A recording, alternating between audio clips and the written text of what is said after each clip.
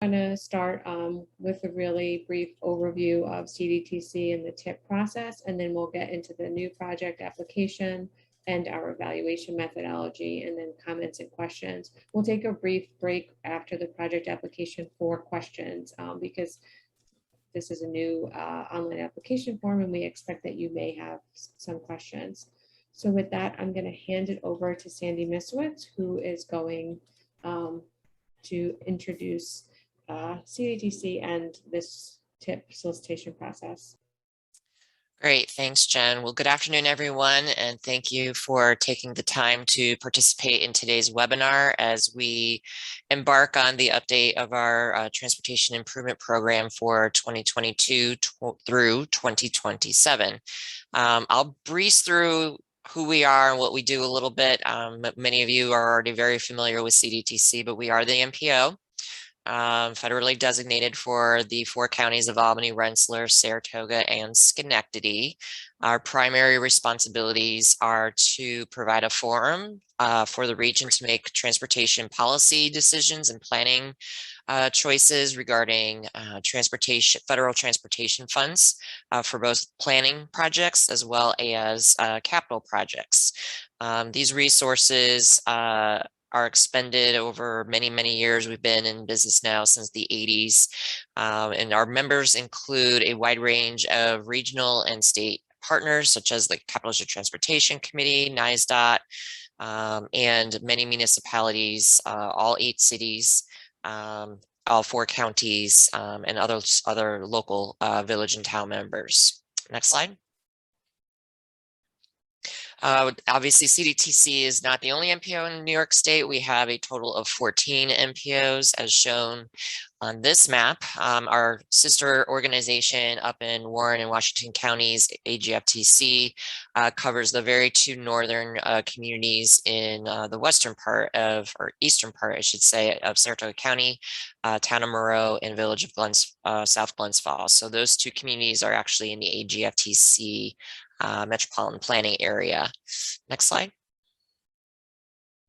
So what are the key functions of the MPO? We really have 3 primary responsibilities. One is to maintain a long-range regional transportation plan, also known as a metropolitan transportation plan.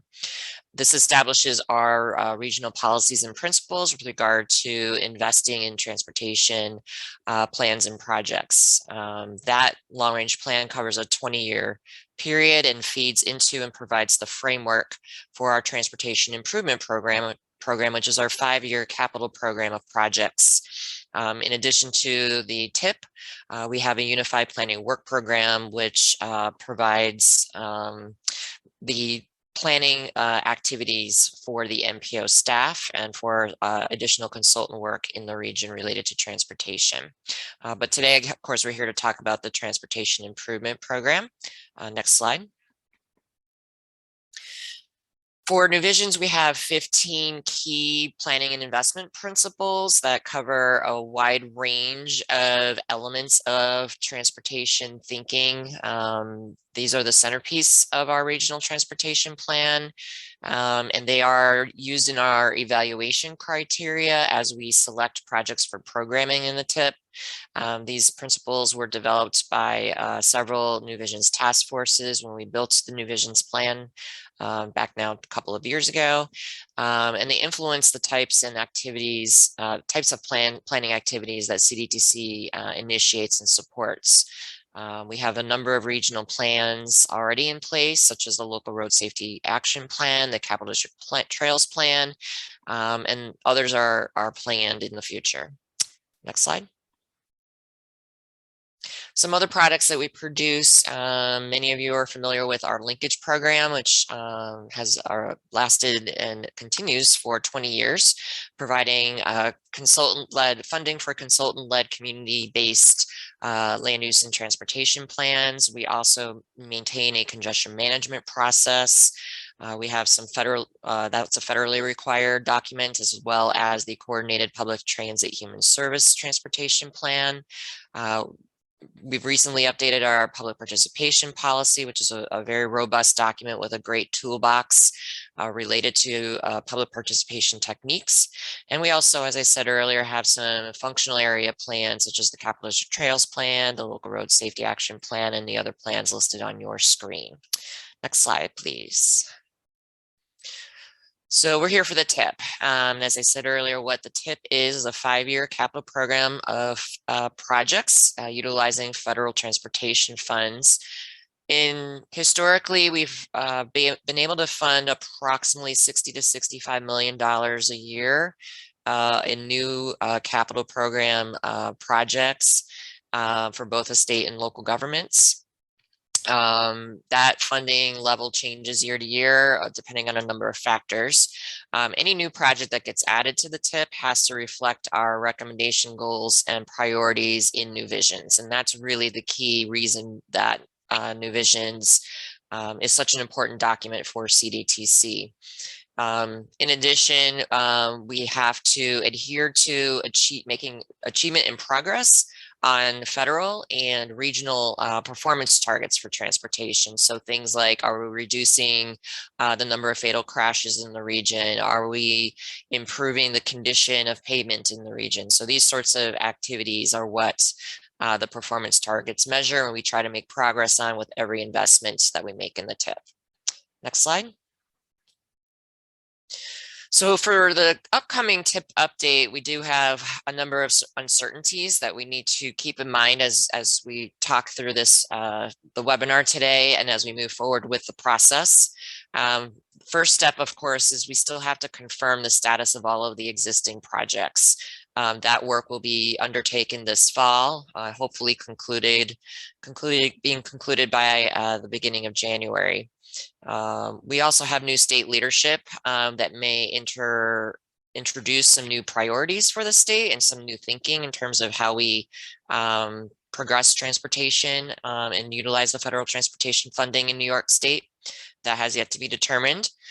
We have not yet received the guidance document from the New York State Department of Transportation on the update of the TIP and the STIP. So we anticipate that coming later this year.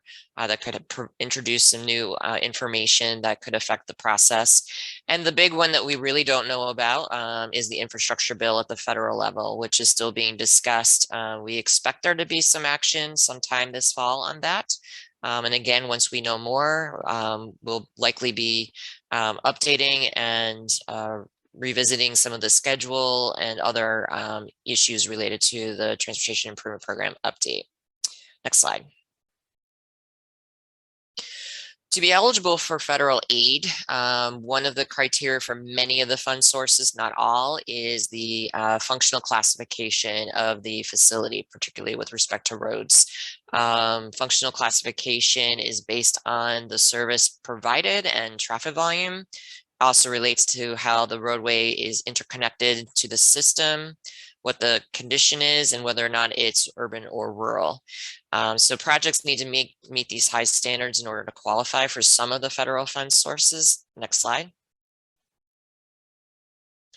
And this is the list of functional classification codes to keep in mind when you're evaluating whether a project is eligible for federal funds. All of the codes in yellow are not eligible for most federal fund sources. The notable exception is with respect to the Highway Safety Improvement Program funding, which is a federal fund source that can be used on all public roads to improve safety. Next slide. So brief outline of the timeline. So we're here September 24th at the TIP workshop. Our project proposal deadline is November 5th.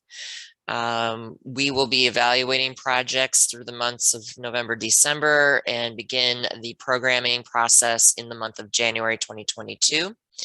We hope to have a draft transportation improvement program available and approved in February.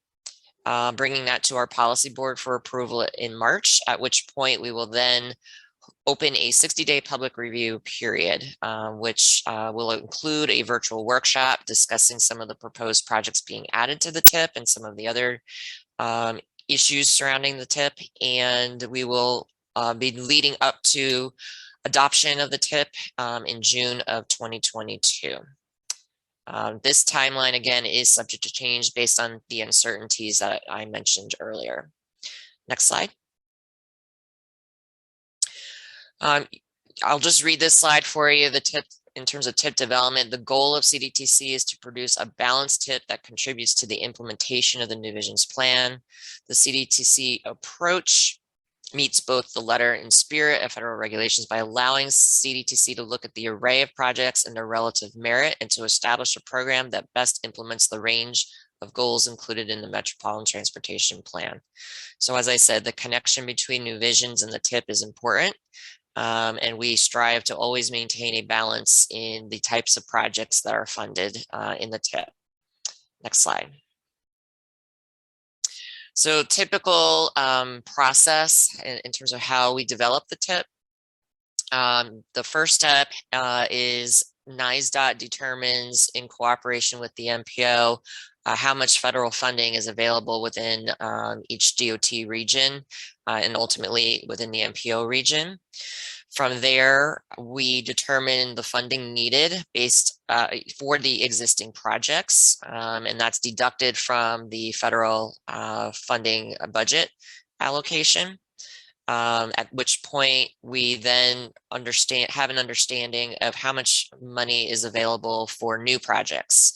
We're issuing this call for projects a little earlier than normal in order to allow time for sponsors to prepare their proposals and also to allow time for our staff to properly evaluate the projects.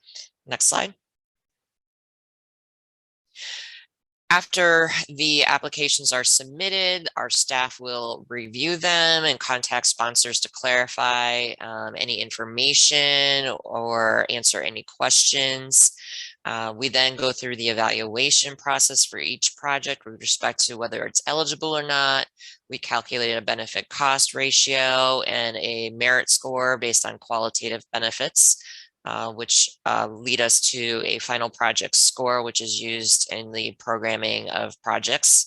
Planning committee finally reviews those project scopes and our evaluations and begins that programming process. And as I said earlier, that step typically begins in the month of January. Next slide.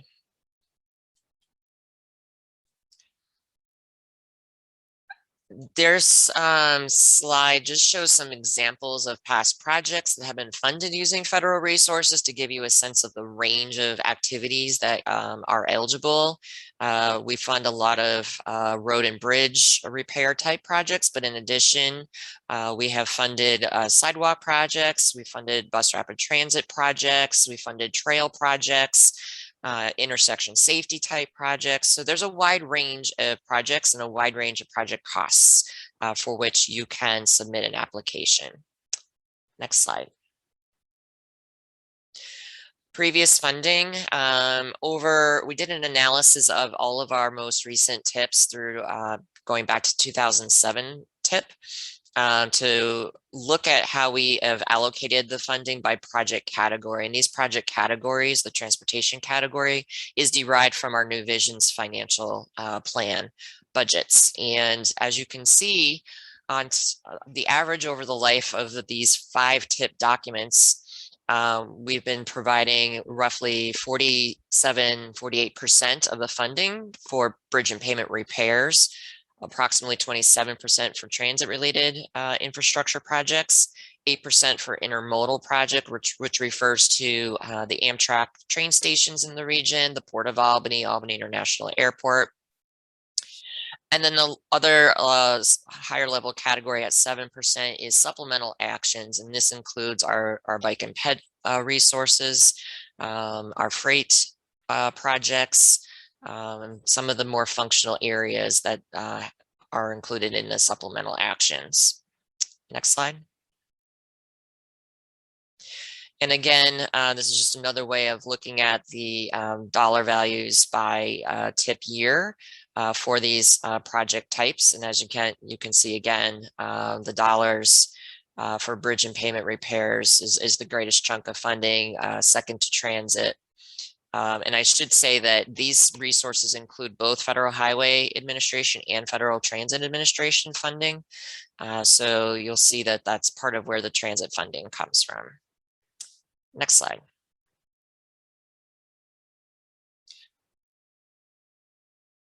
And I think, Jen, I pass this over to Jordan.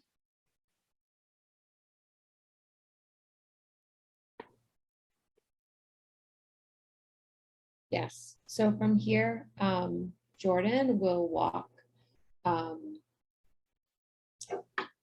us through the new online application form. Jordan, when you're ready, let me know and I can forward the slides for you. It's just the video.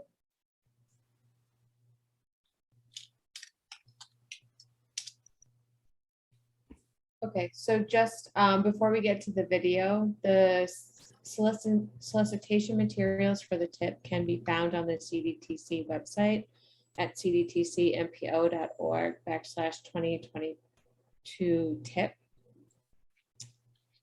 And as far as who is eligible to submit a project proposal, of course, New York State Department of Transportation, the CDTA, the 4 counties, our cities, towns, villages, and other public entities within the CDTC area. Okay, so now we're going to walk through the online application form. As of 2021, CDTC has created a new series of electronic forms for the Transportation Improvement Program solicitation.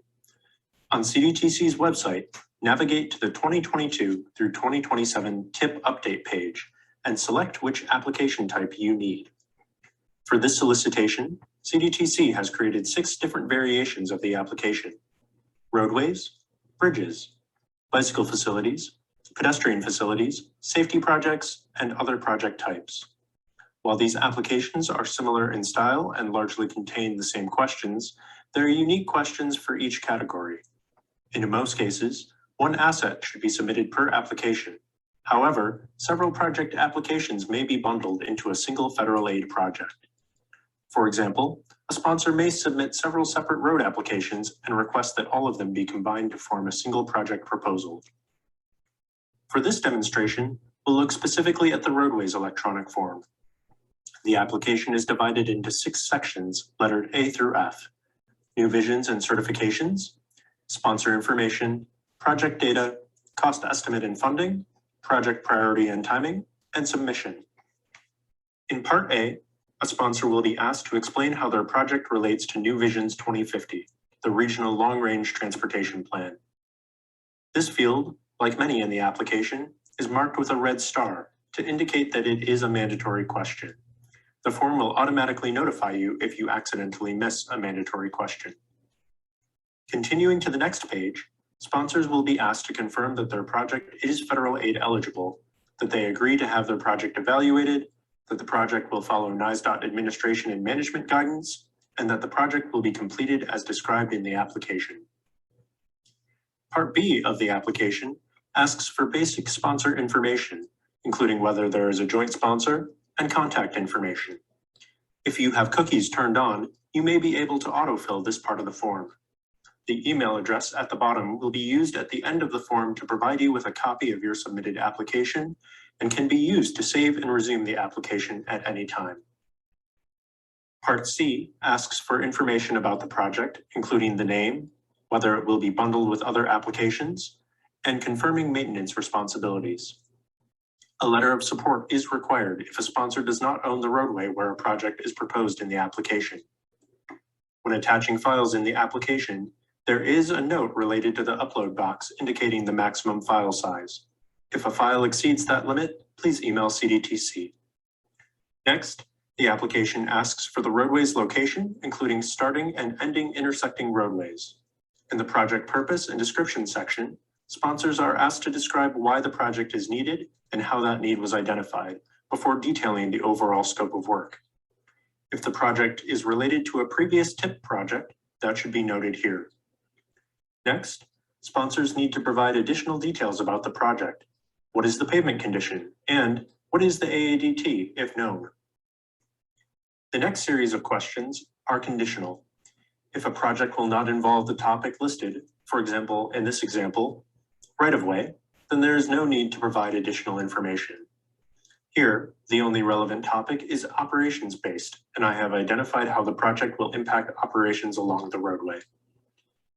The roadway cross-section and characteristics page delves more deeply into the details proposed by a project. Not every field is required, but sponsors should provide as much information as they have available in order for this information to be used for merit and benefit scoring. In the example shown here, I included all of the relevant existing roadway condition information, including pavement width and roadway configuration. In the proposed cross-section chart, I only identified items which will change with the project.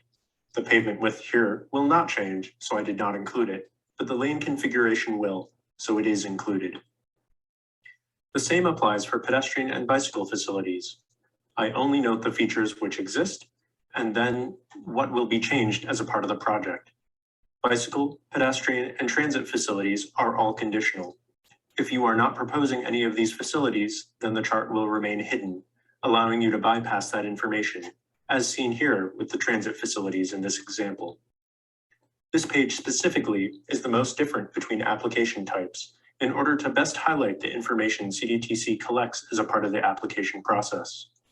For example, the bridge application will delve into questions that specifically relate to bridge elements, as opposed to questions that might relate to intersection design. Additional project information, on the other hand, is more uniform between applications. This is a series of questions that asks about the origins of a project, including whether there are associated studies or plans, and questions to help CDTC evaluate a project's merit and benefit. Similar to previous sections, many of the questions are conditional, allowing them to be bypassed if they aren't relevant to a sponsor.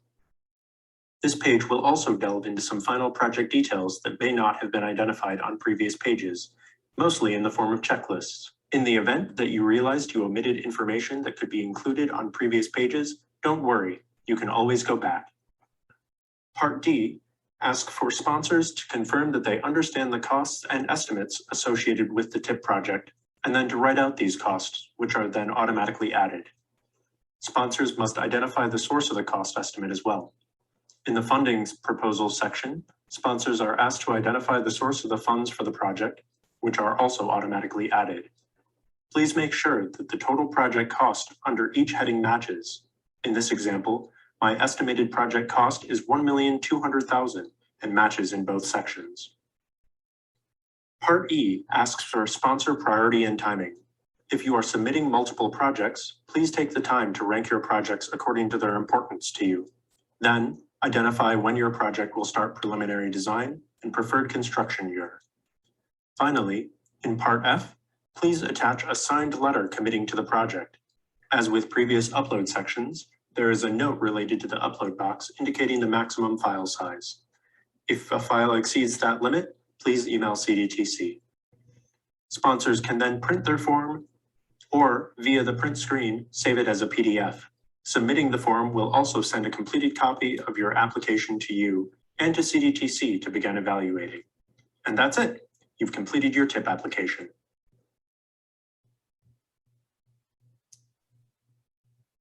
Okay, so we know that this is a new form that we're using and it is online. So we're going to take a brief break for questions. We will also have time at the end for additional questions, but we wanted to be able to answer any questions that people have now.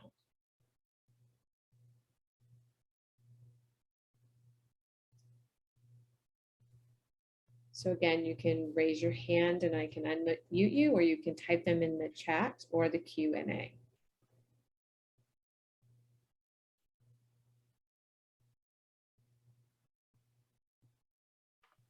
Okay, Liz, you are unmuted. Can you hear me? Yep. Hi. My question is, if you have sort of more than one area, in other words, should a project be geographically contiguous? So let's say you want to improve transit facilities in one part of town, and you want to improve sidewalks in an intersection, you know, in another part of town. Should that be 2 applications or 1? Yes, Liz, in that example, it would be preferred that they be 2 separate applications, and then you would indicate that they are to be bundled into 1 project. Okay, so it's 2 applications. So you fill out the online stuff Mhm. as separate applications and then indicate 1 project. Okay, great. Thank you. Certainly. Okay, Tina. Hi, this is, well, one, will that recording that Jordan just did, will that be available online?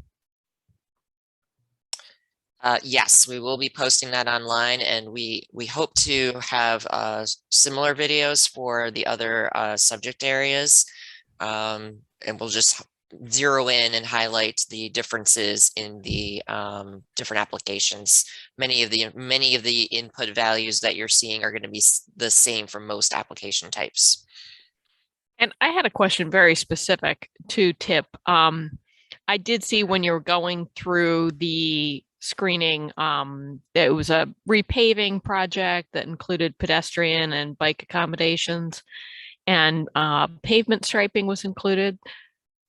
So I guess as part of the tips, you can do like bike lane striping as part of the project. And then my other question would be, can equipment costs for doing those types of treatments also be included for putting like say epoxy down, because you're now you know, including say the green you know, contrasting bike lane color? Sure. To answer the first question, yes, the goal with the 6 project types is when you're thinking about your project, what is the project's primary purpose? So in the example of bike lanes, if you have to repave the road in order to install the bike lanes, you're going to use the roadway application. If you're just putting paint down and not repaving the roadway, you can use the bicycle application. So you need to think about what's the primary purpose of the project and how involved the project is. With respect to the cost for equipment, my understanding is that those are not federally eligible. Any operations or equipment is not federal aid eligible for reimbursement.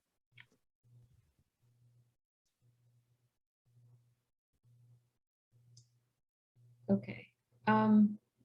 Liz Cormos, did you have another question? No? Okay. Sandy, there are 2 questions in the chat. Sure. Tom is asking if a consultant is assisting the municipality to complete a project application, can the consultant submit the application on behalf of the municipality, or does it have to come directly from the municipality? Yes, a consultant can certainly submit the application on a community's behalf. As long as all of the application requirements are met, that is not a problem.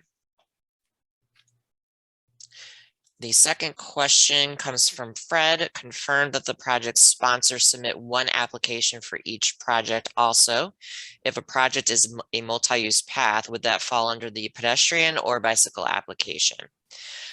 Yes, again, we would request that 1 application be submitted for each project. With respect to multi-use paths, we are treating them in the context of our applications as bicycle facilities.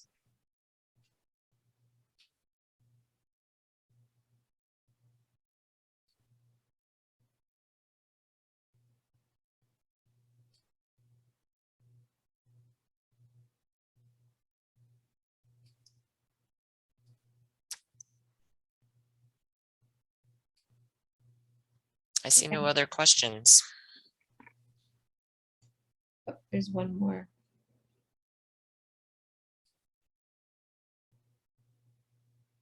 Okay, Tina. I had one more question, and of course now I should have written it down because I just forgot it. So I'll type it in later. Okay.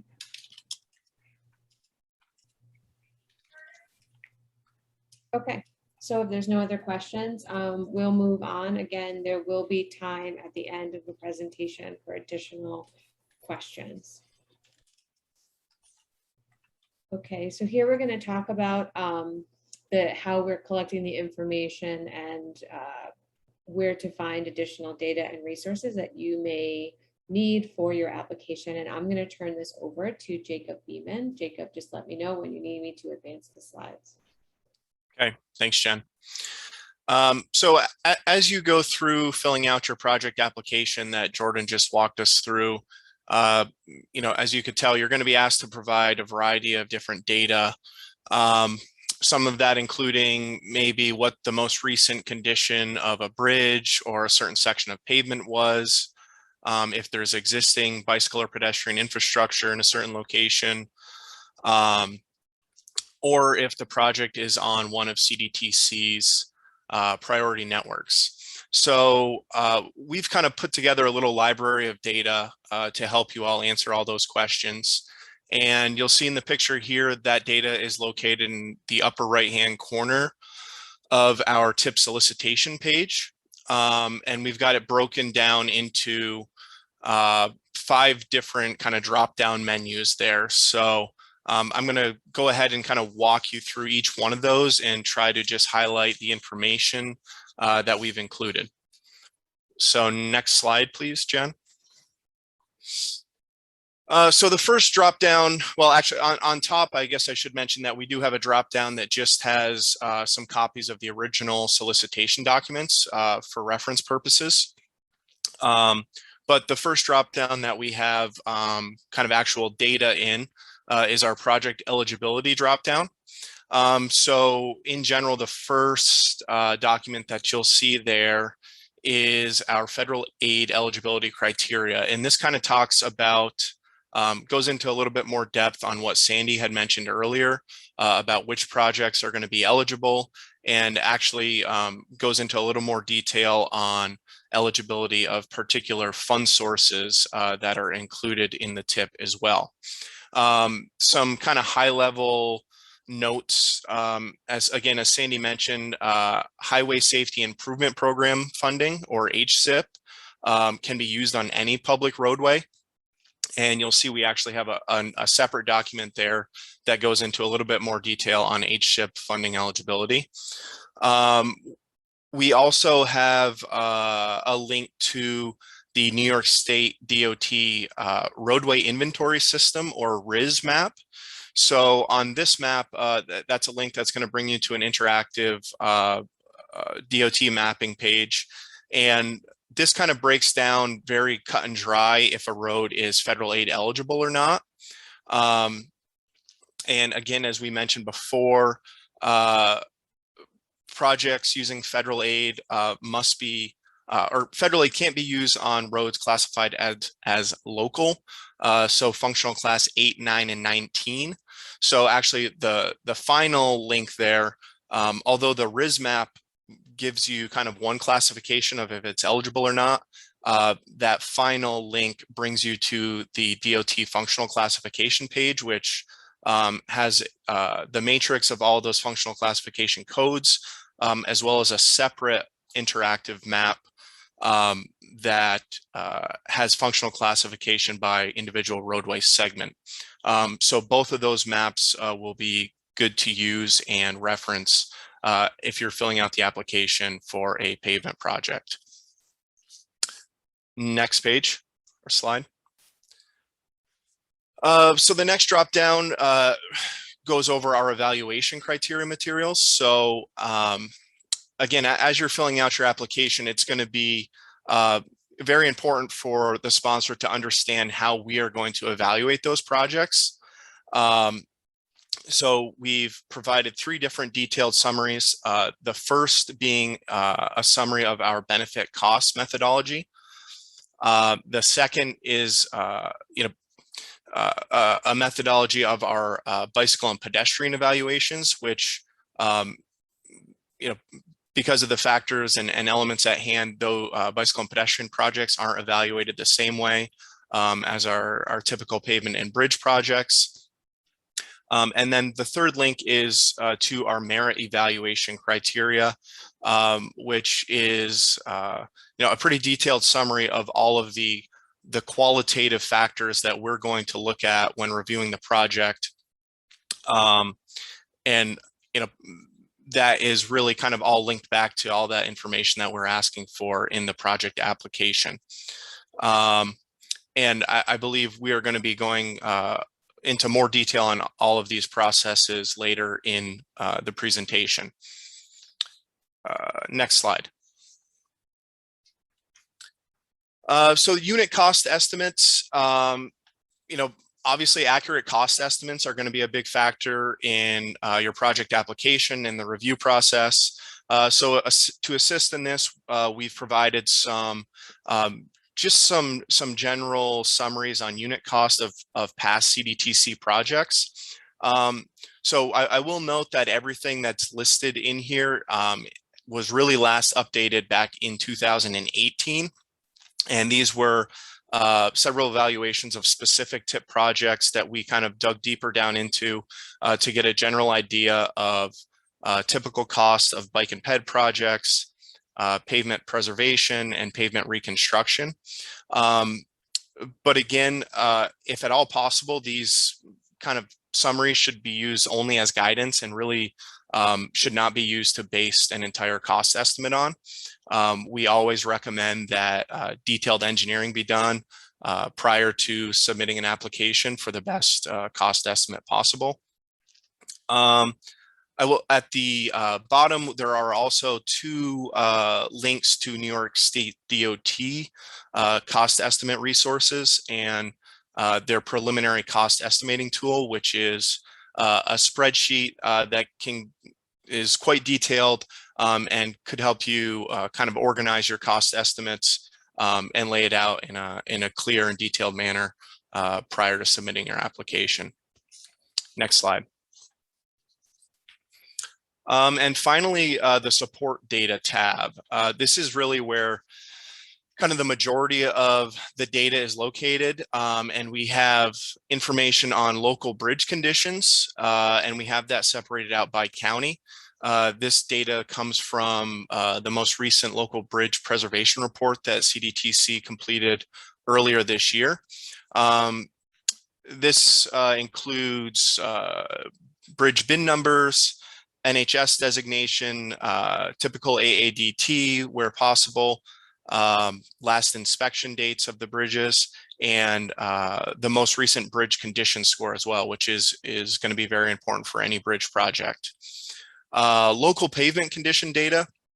In the past, we've kind of displayed this in a tabular format, but this year the pavement condition data is going to be provided directly from New York State DOT. So we have Brian Kirch's contact information there. So for any pavement project, we request that the sponsor reaches out directly to Brian and asks for most recent pavement condition by segment of roadway. CDTC priority network maps, again, as I mentioned before, projects association with a CDTC priority network comes into play in our merit evaluation scoring.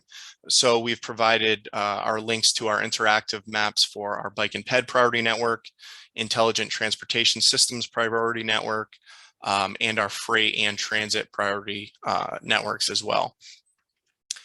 Safety resources.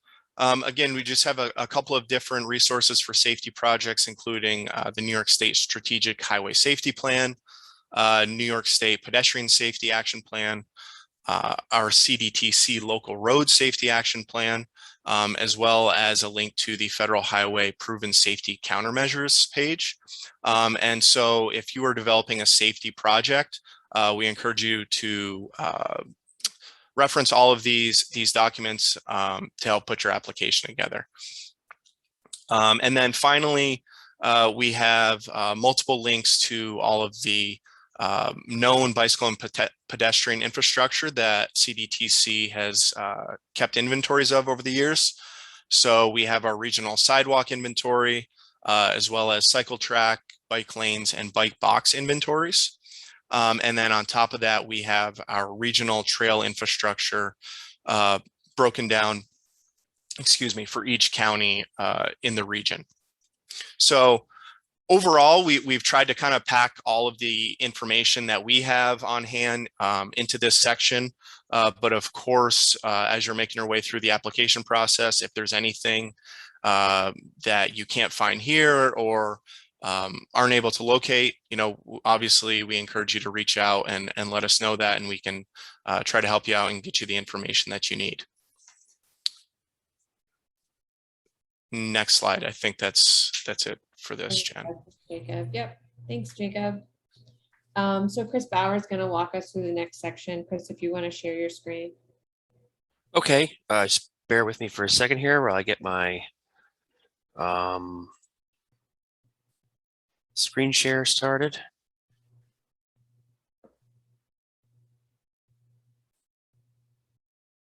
Let's see here.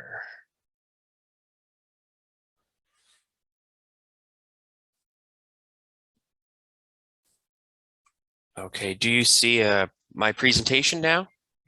Yes. Okay, great, thank you.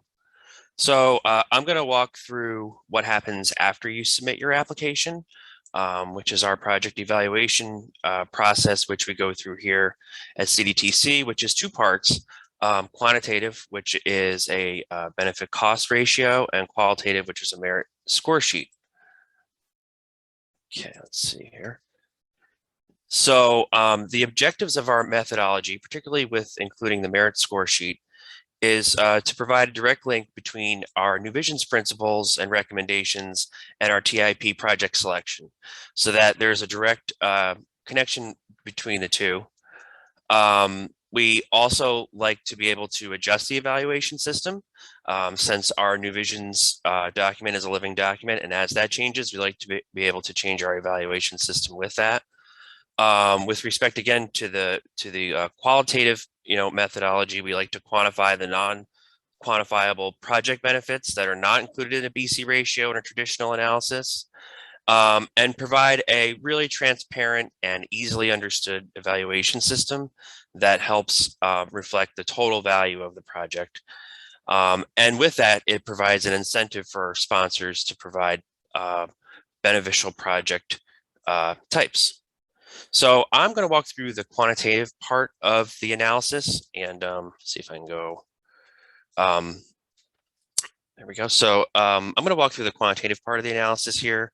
And as the name suggests, it is, an exercise in math. So apologize in advance that this is a little bit technical. But I'm going to talk about the BC ratio, which is the total quantitative benefits divided by the annualized cost. So on the left side, we have benefits, which is what's shown here on the orange box, which is the sum of facility life benefits, safety benefits, mobility benefits, and user cost savings. And I'll walk through each one of those. And on the other side, we have in green box, project cost times a cost recovery factor for the project design life, which is how we get our annualized cost. So going back here to the left side and looking at how we develop these four different categories of benefits. The first one is the facility life benefits. This is where for most of the traditional bridge and pavement projects where most of the benefits are derived. And I probably should just mention that this presentation, or this part of the presentation, is a summary of the benefit cost methodology summary that Jacob showed previously, that's available on our website. So for the facility life benefits, it's the total facility value times the percent life extended. So for total facility value, this is travel time cost plus operating cost savings. And this is something that we use our STIP model, our regional travel demand model, to estimate. And the basic premise behind this analysis is, what would the cost be to all the systems users if the facility was just neglected, we didn't do the project, to the point of the facility being closed, like a bridge being closed, or in the case of a pavement project, that the pavement became so bad that it was essentially like a dirt road that people had to slow down to 5 miles per hour. So what we're looking at here, could be also termed as sort of the total costs of all the detours that all the users would have to take if we didn't do the project. So the equation is a function of the length of the detour, the distance to the next closest facility, what's the next closest parallel facility, and the traffic volume. So a facility that has more traffic, like an interstate, typically is going to have more benefits or show more benefits than a rural county road. So I'm going to kind of run through an example bridge replacement project here, just to try to illustrate this particular calculation, and just show you how we make this, come up with these figures. So this is an example bridge project. It's a bridge that is a grade separated facility over an interstate. And what we do is we use our STEP model to look at it two ways, with the bridge there, like it is today. And like I said before, if we neglected it, we had to close the bridge, and with or without. And then we use our model to calculate all the different trips that folks would have to take over the course of a year. So all the detour length, all of the additional gas and time that would be expended, and calculate that up. In this case, that is $3.83 million per year. And then we prorate that by the increase in the life of the facility that's attributable to the repair based on a before and after. So in other words, this takes into account what type of improvement that you're doing. If it's a complete replacement, or maybe you're just doing something little that's going to extend it for a couple of years. So for our example bridge replacement project, how we calculate bridge scores is those range from 2.5, which is the worst score you can have, to 7, which is the best.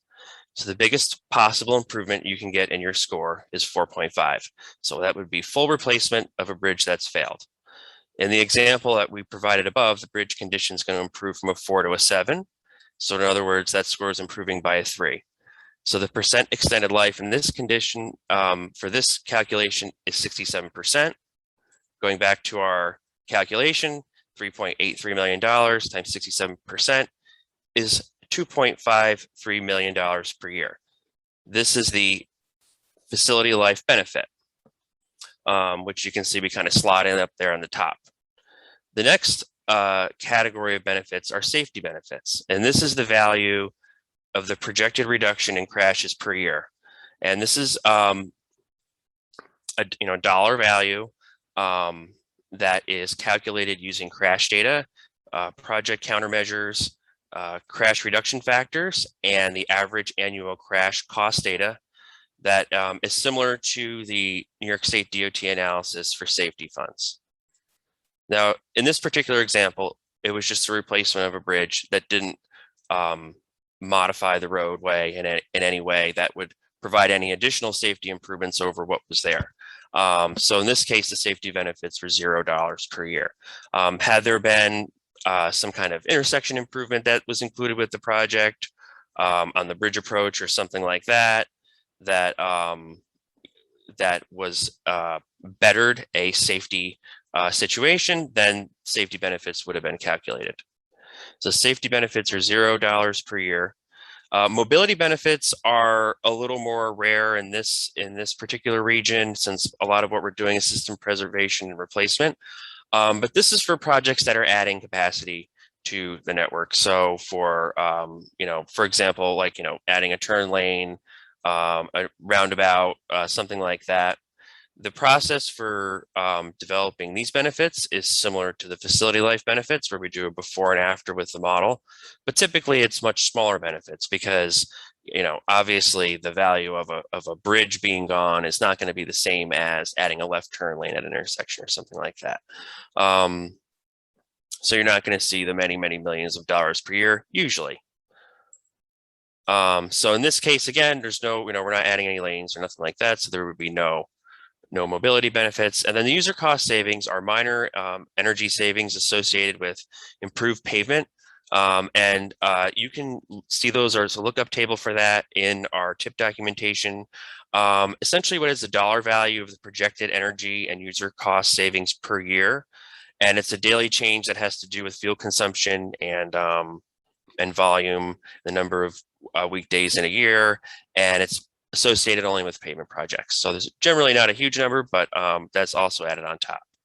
So for our example bridge project, the total quantitative benefits is $2.53 million per year. So now going over to the other side of the equation, cost. And cost is a little bit simpler to get to, and usually a little bit easier to explain using an example. And so for this one, the sponsor estimated cost is $9.8 million. We do adjust all the projects for inflation to the construction year, assuming a 2% inflation rate. So this one, the inflation was up to 10.6 million. And then we annualize that cost using a 6% capital recovery factor.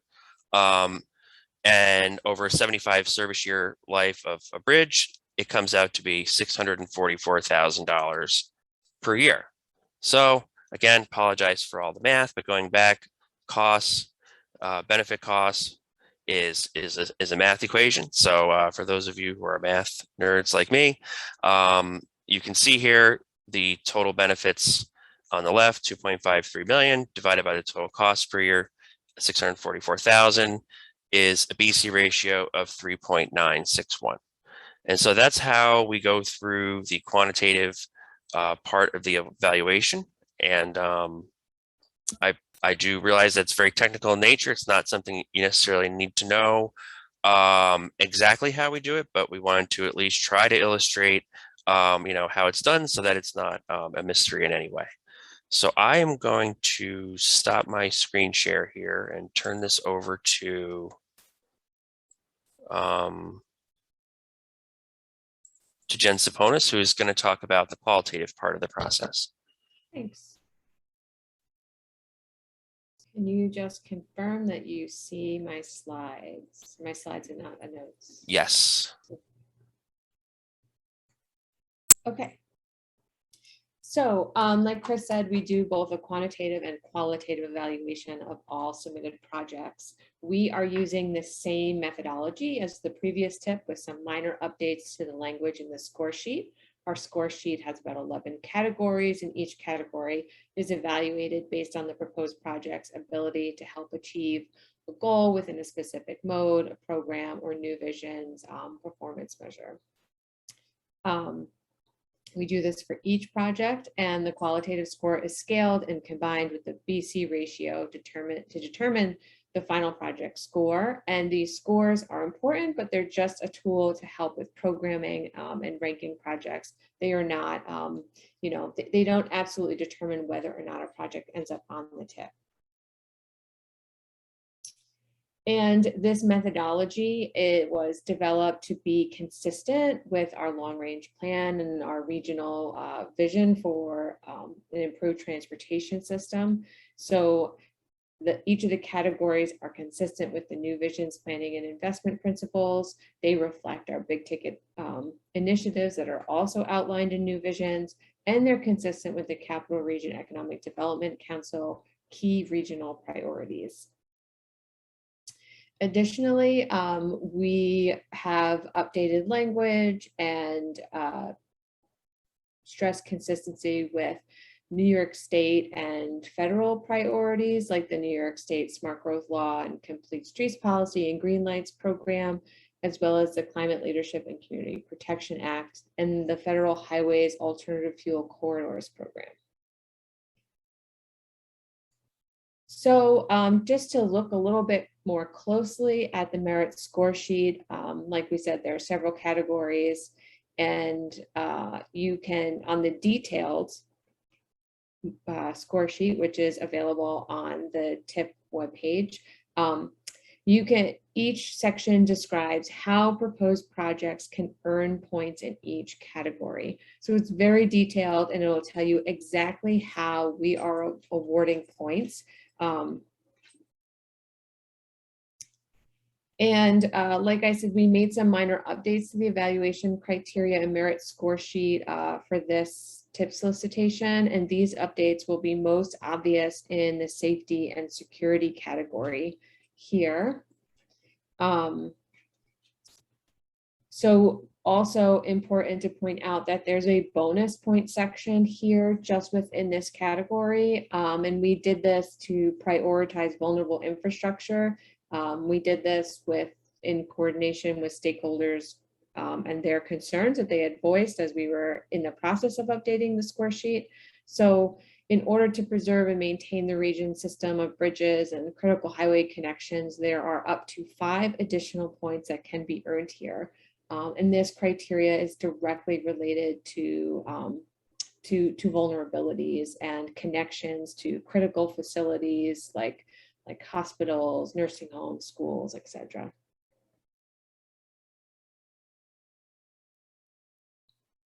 So if you went through the TIP the last time, you may notice some minor changes to the score sheet. The changes we made, which were approved by our planning committee and policy board, were some updated language and formatting to be more consistent. We provided references to the state and federal laws and programs that the criteria were inspired by. So if you have questions as to why we're asking for the information, it should be better explained right in the score sheet. We did not add or eliminate categories. We just added that kind of that subcategory for bonus points and safety and security.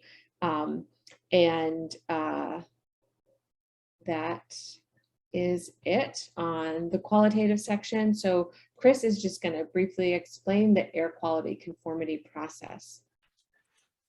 So this is something that happens kind of in the background, that is something that we do to make sure that we are conforming with the Clean Air Act. It's not something that is necessarily front and center to the process, so we just wanted to describe it briefly here to make sure that you're aware that it's happening. But it's making sure that we are, like I said, complying with federal regulations for clean air. So sometimes these terms are thrown around. The first thing I wanted to point out was that our current air quality designation is non-attainment for the 1997 National Ambient Air Quality Standard and attainment for all other national ambient air quality standards. And that is per a 2018 court decision, which has affected the way that we operate and the way that we deal with these particular with air quality conformity. Sometimes you'll hear that referred to as air quotes an orphan area. That's a term that was coined in the legal arena. But anyhow, per federal regulations, the development of a new TIP triggers the need for a new area-wide conformity determination. So that includes a new conformity determination narrative, which is the document you see there on the right, that we will update and coordinate with our other neighbors, which is required as part of the process, including the Adirondack Glens Falls area of Saratoga County, the very small corner of Saratoga County that is in their region, and then also New York State DOT regions 1 and 2 on projects that are in the surrounding counties for us.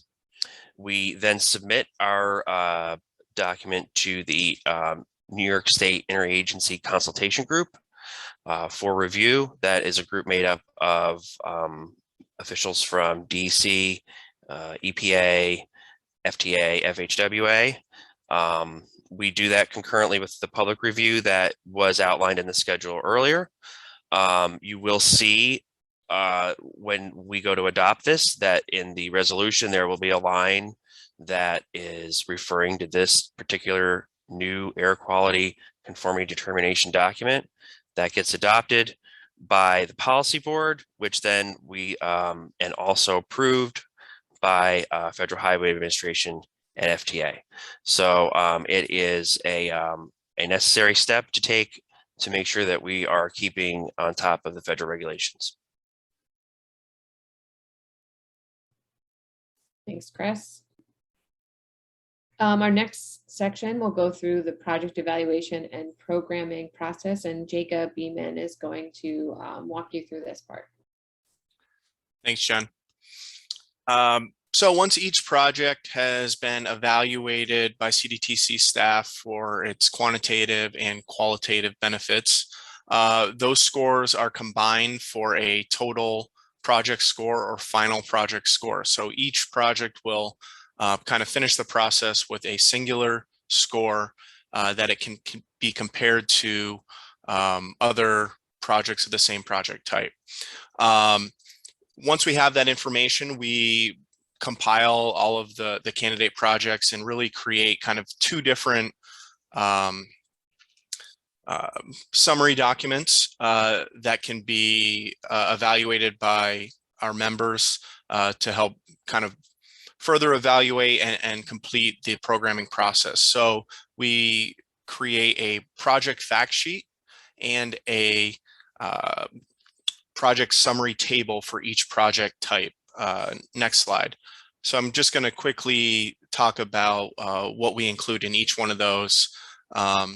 So for the project fact sheets, we create one fact sheet for each candidate project, and it includes pretty much all of the detailed information that we have on the project. So obviously, just project sponsors, sponsor priority, name, eligible fund sources. We will also be including a map of the project location, as well as the project benefits scores and the final project score. There is also a second page to this that is a brief summary of the final merit evaluation scores. So this is a document that we've created in the past. We've got a draft version here.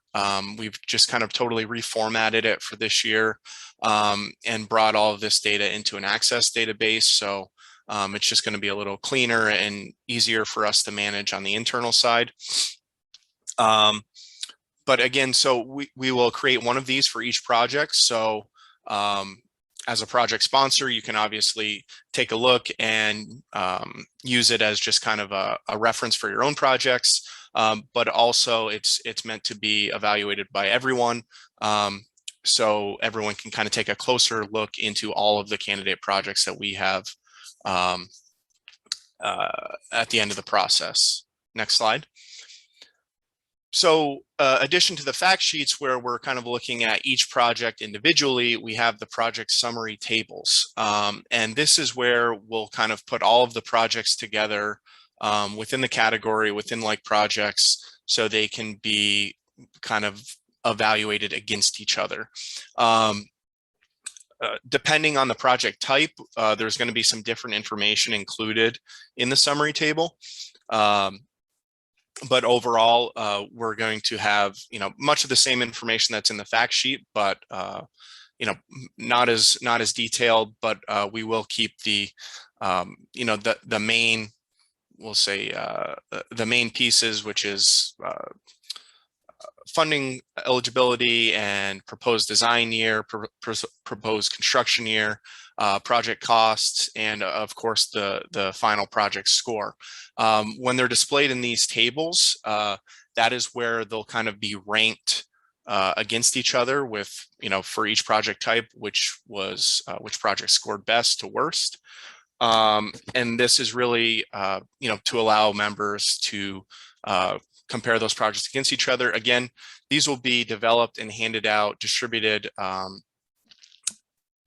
prior to any programming that will be done at a planning committee meeting. So everyone will have ample time to review their own and others' projects before any programming takes place. Next slide. I guess I will mention, to finish that up, again, even though we're ranking the projects in the summary tables, all final programming is done by planning committee members in real time at a planning committee meeting. We expect that to happen in January. Really, our final evaluations and final project scores are for reference purposes only. And although scoring higher in the quantitative and qualitative evaluations is going to seemingly put you in a better position, that is not the determining factor of which projects get programmed. That is done collectively by the planning committee. Communication with sponsors. Just want to point out that CDTC staff will be in direct communication with all of our applicant sponsors throughout the process. As usual, we will reach out and contact any sponsors with any questions that we might have on the project applications once they're submitted. But then something new this year that we're going to try to just to increase transparency and just make sure everyone is a little more informed on the process is that once we have all of the applications completed, staff is going to be sending out monthly updates on the whole TIP solicitation process to keep everyone informed. This will be particularly helpful if somebody can't meet a planning committee meeting where each month a lot of progress is made and where a lot of the discussion happens. So we plan on sending out monthly updates to all that are involved just to make sure that nothing slips through the cracks and everyone is completely up to date. And again, as I mentioned before, anyone is free to reach out to staff with any updates in the meantime. If there's any questions on the status of a project or any information that you might not be able to find. So we want to keep in close contact with our sponsors throughout the process. Next slide.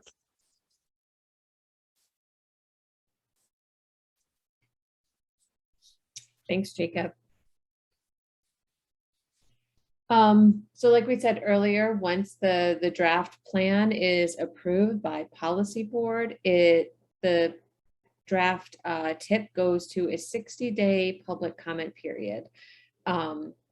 This public comment period will follow our public participation policy goals and our philosophy of a thorough, creative, and inclusive process. Detailed project listings will be included and they'll be disseminated through our website, social media, libraries, mailings, etc. We continue to try and be as innovative and inclusive as possible. So we don't have workshops or anything scheduled yet, but we will keep everyone updated. There will be at least one virtual public workshop. We are watching, obviously, the COVID trends, and we'll follow all CDC guidelines for public health and safety.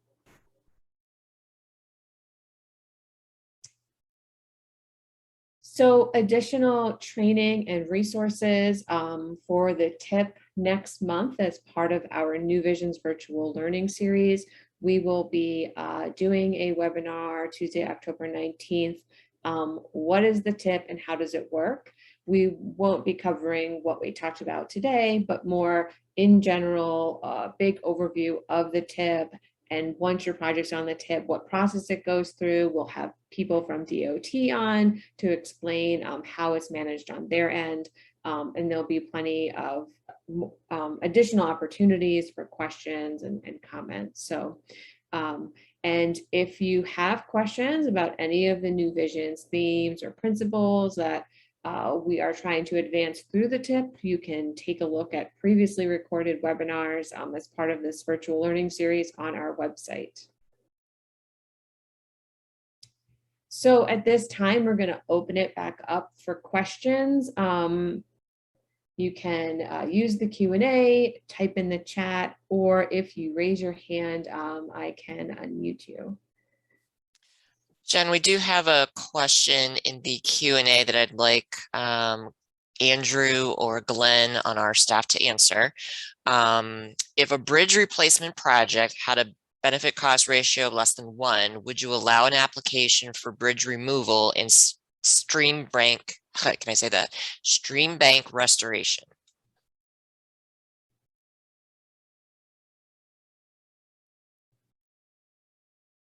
Andrew or Glenn, could you please respond to that question? Okay, so I think we can accept an application to remove a bridge, but I know DOT has told us that that's going to be difficult to do, to actually remove one.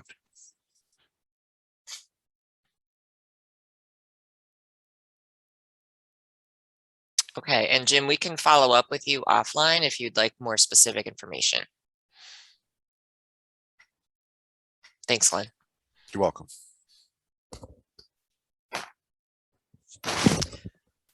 We have another question on the match percentage. What is the match percentage? Is in-kind work allowed as part of the match?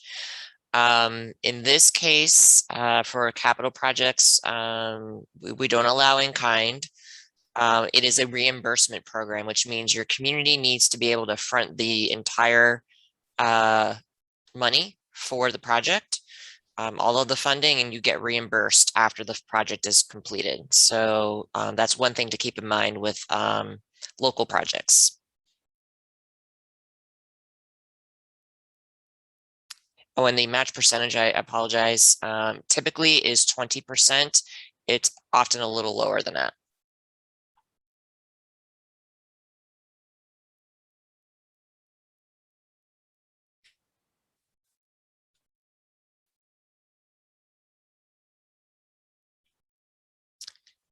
One other thing I'll point out as the webinar has been going on today, several folks have asked if we can post just the questions for each application type up on our website so that individuals can work through the application questions offline and then do the data entry at a later time.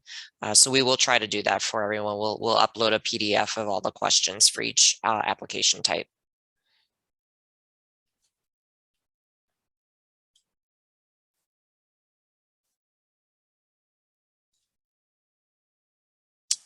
And with that, I don't see any other questions or information in the chat. If there's no other questions, again, we will be posting this video as well as the instructional video that